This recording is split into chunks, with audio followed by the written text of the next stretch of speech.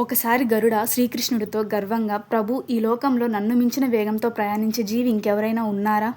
అది విన్న శ్రీకృష్ణుడు ఏమీ చెప్పకుండా చిరునవ్వు నవ్వుతూ అక్కడి నుంచి వెళ్ళిపోతాడు. ఇది చూసిన సుదర్శన చక్రం గర్వంతో ప్రశ్నిస్తుంది, ఈ సృష్టిలో నా శక్తికి మించిన ఆయుధం ఇంకేమైనా ఉందా? శ్రీకృష్ణుడు అదే మౌనం, అదే చిరునవ్వుతో అక్కడి నుంచి వెళ్ళిపోతాడు. అప్పుడు శ్రీకృష్ణుడు మనసులో అనుకుంటాడు, వీళ్ళ అహంకారానికి తగిన గుణపాఠం చెప్పాలని. గరుడను పిలిచి, హిమాలయాల గుహలలో ఒక మహావానరం తపస్సు చేస్తుంటుంది, అక్కడికి వెళ్ళి నీ కోసం ద్వారకాలో సీతారాములు ఎదురు చూస్తున్నారు అని చెప్పిరా అని పంపిస్తాడు. తర్వాత సుదర్శన చక్రాన్ని పిలిచి, ద్వారం వద్ద కాపలాగా ఉండు, ఎంత గొప్పవారు వచ్చినా లోపలికి అడుగు పెట్టనివ్వకు అని చెప్తాడు. గరుడ హిమాలయాలకు వెళ్ళి హనుమంతుడితో శ్రీకృష్ణుడు చెప్పిన మాటలను చాలా గర్వంగా చెప్పడం మొదలు పెడతాడు.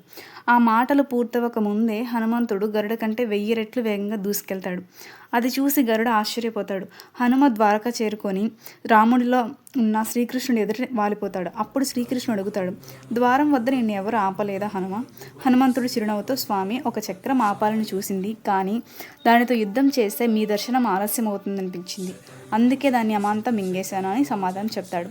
ఇలా శ్రీకృష్ణుడు గరుడ, సుదర్శన చక్రం గర్వములను ఒక్క హనుమంతుడితో సమాధానం చెప్తాడు. జై శ్రీరామ్.